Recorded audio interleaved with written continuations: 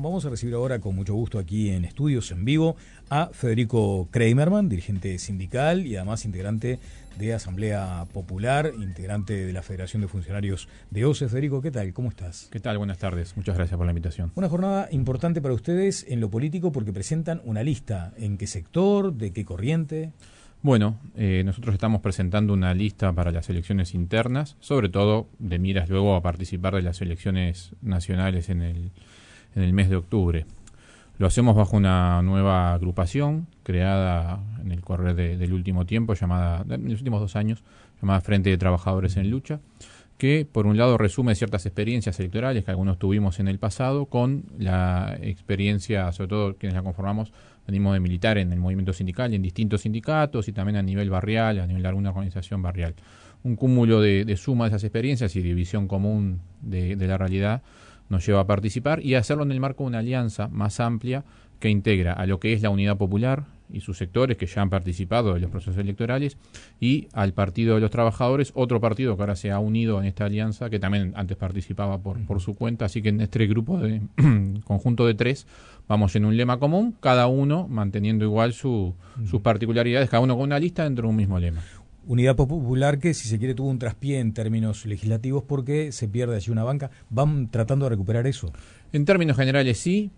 La corriente que yo integro no hace el principal foco. Obviamente, por supuesto, mejor estar que no estar. Pero sobre todo queremos participar en la campaña electoral para decir algunas cosas que entendemos nadie más va a decir y tener libertad para decirlas. Por ejemplo. Bueno, por ejemplo, nosotros más bien estamos cansados de la política tradicional, tanto los que se nos presentan como izquierda como por derecha, digamos. Creemos que hay una falsa polarización planteada dándole al ciudadano nada más para elegir que la coalición multicolor asimilada a la derecha y el progresismo como la otra coalición asimilada hacia la izquierda, pero que esa polarización es falsa en tanto, y si miramos sobre todo la actual campaña hacia las internas, no se están debatiendo modelos de país ni problemas de fondo. Parece que ahora tenemos que elegir candidatos por si son buena gente, conciliadores, amables en el diálogo, todos características que uno busca, obviamente, en personas, pero que uno miraba más con atención las campañas y ninguno, ni un lado ni el otro, dice cosas ni siquiera como para estar en contra, ¿no? Algunos, obviamente, quien pretende ser la continuidad del actual gobierno, obviamente que manifiesta lo que le llaman un segundo piso de lo que se está haciendo, que para nosotros ha perjudicado notoriamente a los trabajadores particularmente, y el progresismo que entendemos nosotros tiene dos patas rengas. Una, fue una oposición casi de discurso, pero no de hecho, durante estos 5 años, legitimando en muchos casos muchas de las acciones que se llevaron adelante y que para nosotros han sido perjudiciales. Y segundo, que además gobernaron 15 años y muchas de las cosas que critican no fueron cosas que hicieron, claro. Digamos, sobre todo el modelo de fondo de país, ¿no? ¿Cuáles son aquellas cuestiones desde el punto de vista de ustedes que la oposición fue eso, oposición desde el discurso, pero no desde los hechos? Bueno, veamos en primer caso qué modelo de país tenemos, ¿sí? Que fue justamente el que por un lado comenzó en los 90, el Frente Amplio profundizó y hoy siguió. Después, obviamente, hay distintas formas de gestionar el Estado y se pueden encontrar matices, pero el modelo donde cada vez se primariza más la economía, se extranjeriza el tejido económico nacional, puedo citar 3 ejemplos claros: el modelo celulósico forestal, ¿sí? Con las 3 grandes plantas de celulosa instaladas en el país, ya sabemos, capitales extranjeros, donde se podría decir mucho más además desde el punto de vista ambiental, y después de haber vivido una crisis del agua como el del año pasado, de qué rol están cumpliendo acá. La soja, ¿sí? Que también, además de perjudicar los suelos y ríos de nuestro país, tiene casi el 80% de las hectáreas plantadas con soja en manos de capitales extranjeros, ¿sí? Y la industria frigorífica, donde hoy la vemos totalmente, no solo extranjerizada, sino al borde de caer en un monopolio, ¿verdad? Federico, ¿ir contra eso no es ir contra el mundo?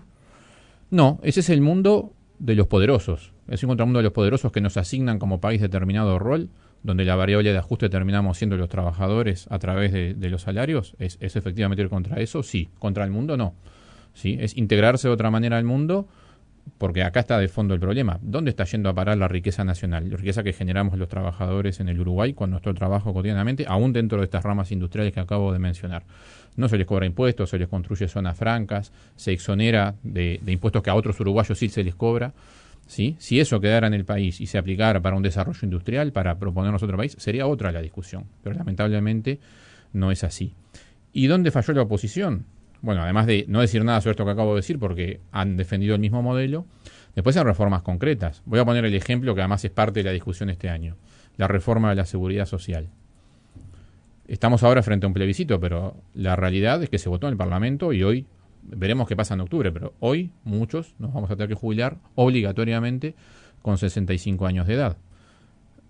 Una cosa es tener la opción de jubilarse a los 65 años, otra que nos obliguen a trabajar 5 años más y que eso se justifique por una situación deficitaria del Banco de Previsión Social. Y ahí se ignoran dos cosas, y donde la oposición tampoco fue clara, fue ambigua y lo sigue siendo, y obviamente el gobierno también entra en este juego, de no plantear primero la seguridad social como un derecho que todos los ciudadanos merecemos y nos ganamos después de una vida de trabajo, verla como un gasto de un ente particular y no como la inversión del Estado, donde ahí podría entrar, por ejemplo, las enormes cantidades que se le exonera de impuestos al capital, ¿sí? Que podrían perfectamente financiar y acabar con cualquier polémica sobre de dónde saldría ahora la financiación en un cambio de régimen. No se dijo nada de eso como para argumentar que no era por ahí. La verdad que nosotros, nuestros hijos y nuestros nietos tengamos que trabajar 5 años más, ya no es nuestro bolsillo, es nuestra vida, para financiar un déficit de un ente que nosotros no gestionamos, no es aceptable porque se atenta directamente contra los trabajadores también en el largo plazo.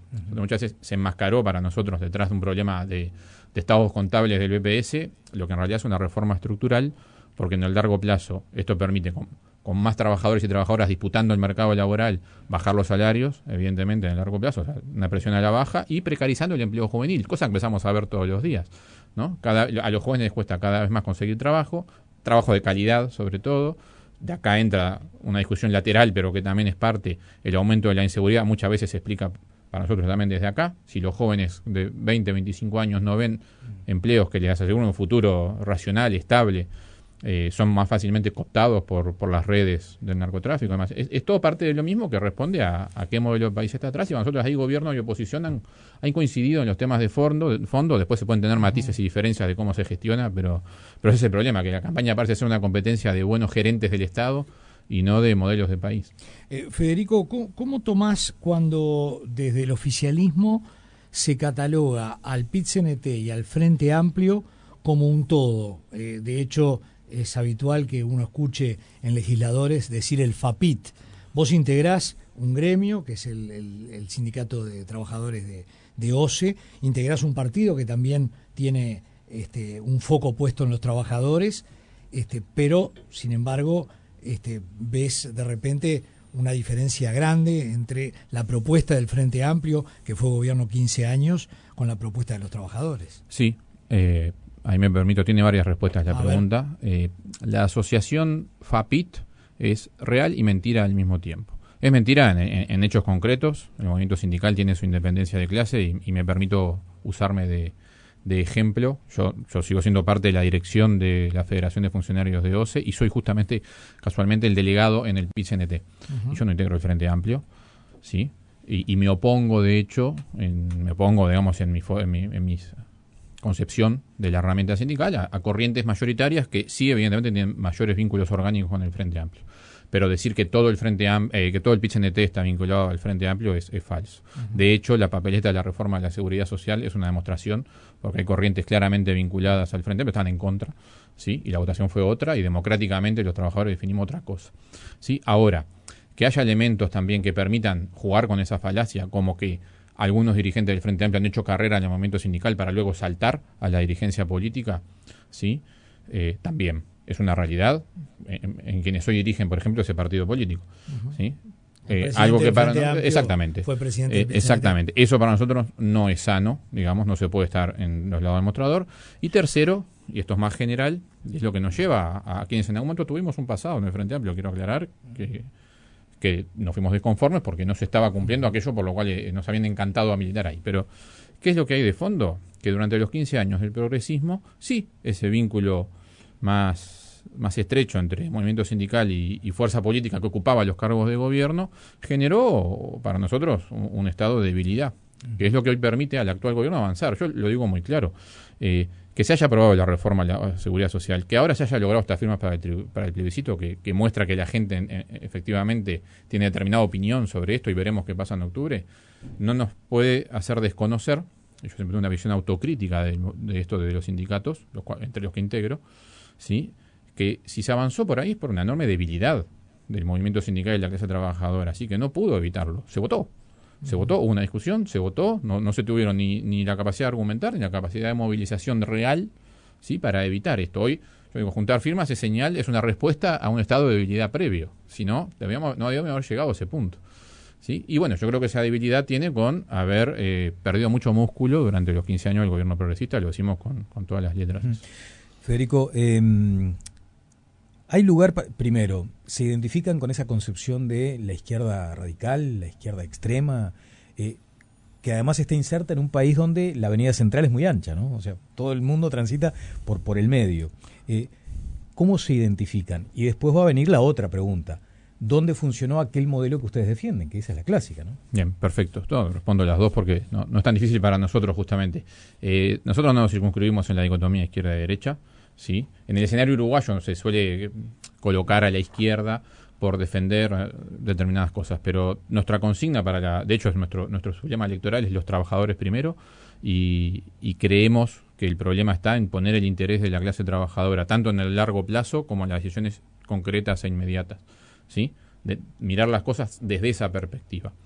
Llamarla eso de izquierda derecha, para nosotros izquierda derecha, bueno, para el que sabe de historia, digamos, viene de un concepto de la Revolución Francesa con la monarquía, digamos, que no tiene aplicación. Obviamente que quedó el legado de llamar izquierda y derecha, pero si nos preguntan a nosotros, no me preocupa la etiqueta izquierda o derecha. Nosotros las propuestas y los temas en debate a nivel nacional los miramos con la perspectiva de qué beneficia o perjudica a los trabajadores y trabajadoras, y desde ahí podemos apoyar o estar en contra de lo que sea, mirándolo desde esa perspectiva. ¿Y la etiqueta extrema, que a veces también se menciona? O radical, sí. O radical. Extrema me parece peyorativa, y radical a veces usa peyorativamente. Si me preguntan si es por ver la raíz de las cosas, sí, ver la raíz de las cosas es importante para entender qué está pasando y cuál es la raíz de que algunas cosas pasen y sean de determinada manera. Eso sí, pero de esa manera. Hubo un episodio, evidentemente, en la cual mucha gente te pudo identificar.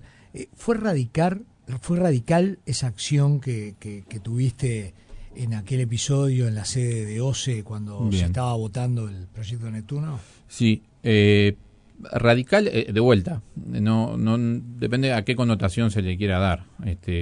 Yo creo que hubo una enorme ampliación mediática de qué pasó realmente. Yo, primero porque me han preguntado muchas veces, y además agradezco porque le permite a uno ser claro, además ahora con el tiempo es más fácil explicar. Y para ponernos un poco al día también en que está ahí a nivel está, judicial. Perfecto. Aquello era una movilización definida en una muy grande asamblea y también a propuesta de la dirección del sindicato, en el cual, por cierto, en el que estoy, hay 3 corrientes en la dirección, digamos, que democráticamente tienen más o menos cargos cada vez que nos votamos, ¿sí? Y que por unanimidad habíamos definido movilizarnos el día donde se conocían las ofertas del proyecto Neptuno. Eso era lo que ocurría aquel 13 de junio.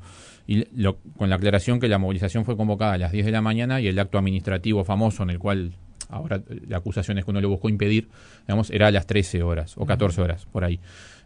Nuestra intención era lograr ser recibidos por las autoridades, ¿sí?, para tener respuestas que nunca tuvimos ni tenemos. Parte porque creemos que son difíciles de responder sobre los costos del proyecto y sobre si es el mejor proyecto desde el punto de vista técnico. Dos preguntas que no han nunca debatido públicamente, ¿sí? Y cómo se justifica que una obra de $250 millones le vaya a costar al Estado más de 1.000, básicamente. Eso era lo que queríamos. Y la acción concreta, el uso de pirotecnia y demás, que es lo que generó polémica, fue... De mi parte, porque me han preguntado, ¿estás de acuerdo o no estás de acuerdo? Mira, no importa si estoy de acuerdo. Mi rol de presidente del sindicato me lleva a ponerme al frente de lo que colectivamente se define. Yo quizá individualmente puedo tener una opinión, pero me tocó llevar adelante algo que habían decidido entre todos y tenía un cargo que yo me había postulado a ser presidente y uno tiene que hacer lo que el colectivo define. Lo de la bomba de humo. Sí, lo de la bomba de humo, perdón. No fue claro. ¿Y eso en qué instancia está? Eso, que se transformó luego en una denuncia penal por parte de OCE y que luego la Fiscalía imputa, no procesa, que es algo aprovecho a aclarar porque uno públicamente, si la gente piensa que la situación legal es otra, está en que van 4 cambios de fiscal después de haber sido imputado por la fiscal Fossati. Yo fui su último caso, y en el proceso donde el juez acepta que hay suficiente contenido para estudiar la posibilidad de un juicio, digamos, esa es la etapa en que estoy. Se formaliza la investigación. Pero la investigación. Sí, sí. Desde ese momento hasta ahora no ha habido cambios, que al menos hasta la última novedad de parte de Fiscalía, que lo que se ha habido hasta ahora son sucesivas prórrogas de la formalización. No hay un juicio iniciado. No se ha tomado ninguna medida cautelar. No, la única medida cautelar es algo simple como la fijación de domicilio. Fijación de domicilio, Sí. puede salir, salir del país. Sí, sí. No tenés problema. Y allí es, porque a vos te gusta también esta cuestión de la filosofía aplicada a la política, ¿no? La pregunta sería, ¿hasta qué punto el fin justifica los medios?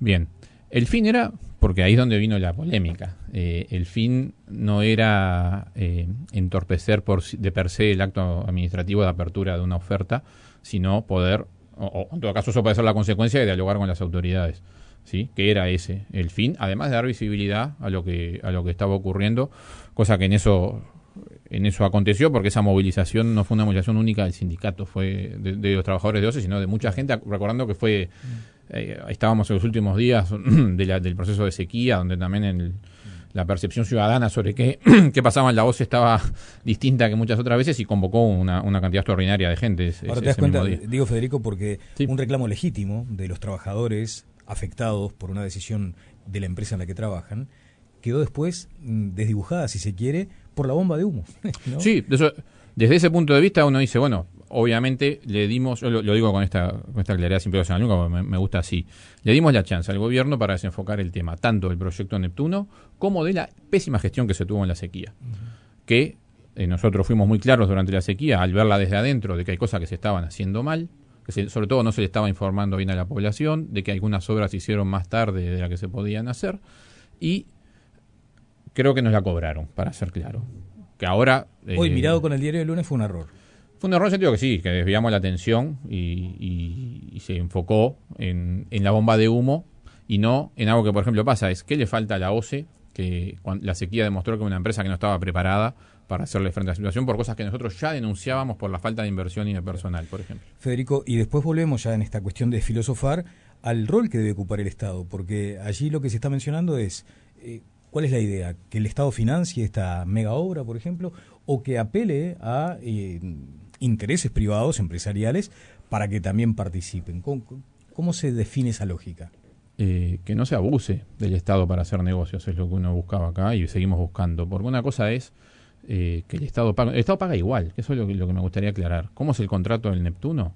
Y incluso tiene una forma irónica que cruza y muestra cómo funciona la política real. Yo te dije al principio, nuestra intención de participar en esta campaña es para decir algunas cosas que creemos muchos no van a decir. ¿Cómo funciona la obra del Neptuno? Lo voy a usar de ejemplo porque toca todos los temas. La obra física, obra civil, cuesta $250 millones. La gran mayoría de ese dinero no es la planta que potabiliza agua, sino la larguísima tubería que hay que construir desde el departamento de San José hasta la ciudad de Montevideo. Una tubería muy cara, el agua va a alta presión, etcétera, etcétera. ¿Ah? Ahí se van, eso es lo que cuesta, lo que le costaría a la OCE si hace una licitación tradicional, $250 millones. ¿Cómo funciona el contrato del Neptuno? El privado la construye y le empieza a cobrar a la OCE cuando termina, 2 años después, pero en un contrato por 28 años, 30 años, 2 de construcción y los siguientes 28, que le va pagando un canon anual de unos $40 millones, ¿sí? Que cuando pasamos raya, es donde los números se van. ¿Qué paga la OCE? Paga por lo que llaman tener disponible para sí la infraestructura que se la queda al privado, hasta el año 30. ¿Sí? Cuando pasamos raya, el Estado va a erogar más de $1.000 millones, sin contar lo que paga por el agua en sí misma, además. Pero bueno, ponerle que es un costo que siempre tendríamos, que es el de potabilizar en sí. Ese es una cosa. ¿Quién va a pagar esto? Porque la OCE solo tiene una fuente de financiación que es su propia tarifa. Y esto se come una enorme parte, casi todo el presupuesto de inversión por ciento de la OCE. ¿Sí? Entonces, nosotros una de las preguntas que le hacemos a las autoridades y sostenemos es, o bien van a dejar de invertir en otras áreas, en otros servicios, en la reposición de infraestructura muy vieja y obsoleta que hay en la OCE en muchos lugares del país, o van a aumentar la tarifa. Pues si aumenta más tarifa, el negocio lo pagamos todos nosotros. Lo segundo, lo irónico, es que los 250 millones que le cuesta al privado construir, no los pone el privado de su bolsillo de una. ¿Saben quién es el principal prestamista? Las AFAPs. ¿Sí? Cuando se dice el privado toma riesgo, no, el privado divide riesgo, no pone su capital, va a buscar el capital a otro que le cobra un interés y la OCE le cobra a la OCE, el privado le hace intermediario, le cobra un interés más alto, con eso le devuelve a la AFAP con interés, vendido como si nosotros viéramos un peso de eso, ¿no? Yo que aporto a la AFAP como todos los trabajadores obligados. ¿No es el precio de vivir en un estado pobre en todo caso? Bueno, pero ¿dónde es por el Estado? Si el Estado lo termina pagando. El que está poniendo el capital inicial no es la empresa constructora que ganó la licitación. Claro, el Estado se lo toma presta la crédito porque propia, no tiene plata. se lo presta la propia FAP, pero particularmente se lo presta la propia República FAP. Entonces, lo están haciendo con nuestro dinero. Hace un negocio doble con nuestro dinero. ¿Y el modelo FOSE cuál sería? Del proyecto Neptuno, además de la discusión de si esta es la mejor solución técnica, que me la permito dar porque están tomando agua de río que nos dio agua salada durante la crisis, y esta planta, aprovecho la aclaración, no tiene en su proceso técnico la desalinización. Eso no es menor, por eso también decíamos, vas a gastar esto y si te pasa de vuelta lo mismo no lo vas a poder usar, pero vamos a darle por buena que el estudio técnico es correcto, aunque tenga muchos cuestionamientos. El modelo FOSE es la licitación tradicional, la que le cuesta al Estado, y ver al Estado como un todo, que ese es el gran debate acá. Pues me decía el rol del Estado, el Estado como un todo. Una cosa es que yo tenga servicio descentralizado desde el punto de vista de su funcionamiento administrativo, como lo es la OCE, la UTE, Antel, que tienen sus directorios votados con venia parlamentaria. Eso es una cosa. Y otra es, como sociedad, no visualizar que algunos gastos del Estado son garantía de derechos de los ciudadanos, como tener agua, ¿sí? Y que yo no puedo disociar y analizar la empresa de agua por un lado, el BPS por el otro, y no ver al Estado como un todo. Porque yo creo que se hace de gusto no ver al Estado como un todo, porque de esa manera ignoro la parte donde se va una parte sustancial de la riqueza nacional. Porque si yo lo miro como un todo, te puedo decir fácilmente, mirá, los 800 millones que le exonerás de IRADE por año a la celulosa, que se va en barquitos por la zona franca sin pagar un impuesto, financian el déficit de la seguridad social, financian las inversiones que hay que hacer para garantizar servicios. Claro, si yo miro solo la OCE, digo, no tengo plata. Claro. Ya en el cierre, porque me quedó pendiente la respuesta a otra pregunta, que no es que la haga yo, es que siempre te la van a plantear, ¿no? ¿Dónde funcionó el modelo que proponen ustedes? En la actualidad, en ningún lado, justamente. Me adelanto también, por eso cuando nos asocian con la izquierda, nosotros no compartimos los modelos que hoy se aplican, por ejemplo, en Venezuela, casi se nos asocia, ni mucho menos el kirchnerismo en Argentina, ni el PT de Brasil, eso nos parecen, al igual que acá, digamos, gente que se ponga en su nombre socialismo, comunismo, que después haga realmente eso, son dos cosas distintas. Para nosotros el modelo venezolano, se pueden llamar, cada uno se puede autodefinir como que tenga ganas. Después está la realidad, digamos, el modelo cubano no es favorable a la clase trabajadora, el modelo venezolano no es favorable a la clase trabajadora venezolana, de hecho ha pasado mal y muy mal, ¿sí? Nosotros lo hemos dicho, lo decíamos antes, lo decimos ahora sin ningún inconveniente. El modelo cubano, yo puedo estar de acuerdo con la revolución cubana en sus inicios, en el sentido de a lo que se enfrentó, ¿sí? Y la miseria que vivió el pueblo cubano en el 59, casi como si en un patio trasero, una estancia del capital estadounidense. Eso es una cosa y otra es lo que vemos ahora. De ninguna manera defendemos nosotros el modelo cubano. Por ejemplo, digamos, por eso que nos asocian a veces se usa dentro de las campañas para primero deslegitimo eso y después lo asocio a mi enemigo a eso, digamos. Pero nosotros somos claros desde el principio. O sea, me pregunto, ¿defendés el modelo cubano actual? No. El venezolano, no, nunca. Esa especie de una casta social que se aprovechó de los negocios del Estado no tiene nada que ver con beneficiar a los trabajadores. Sí, bueno, los trabajadores ahora con el kirchnerismo, ¿no? Que veíamos que hay gremialistas que son multimegamillonarios, por ejemplo, ¿no? Nosotros creemos que es necesario que los trabajadores gobiernen, efectivamente, ese sí es nuestro modelo, pero para desarrollar el país, desarrollar la industria nacional. No tiene sentido que en Venezuela, teniendo todo el petróleo que tenían disponible, no hayan reinvertido nada para generar una industria propia. Que tengas petróleo y no puedas comprar papel higiénico. Eso jamás defendería un modelo así. Bien. Federico, muchas gracias por estos minutos. Gracias a ustedes. Hoy la presentación de la lista, entonces. Sí, estamos haciendo los trámites en las juntas electorales. Bien, bien. ¿El número? 565. 56. Porque ahora viste que están las impugnaciones, ¿eh? No Sí. se metan con ningún número. No, pues ya lo tenemos asignado. Hay que tener cuidado con los colores, los nombres y los números. Exactamente. Muchas gracias. Gracias a ustedes. Federico Kramerman estuvo en Informativo Sarandí. Pausa y seguimos adelante.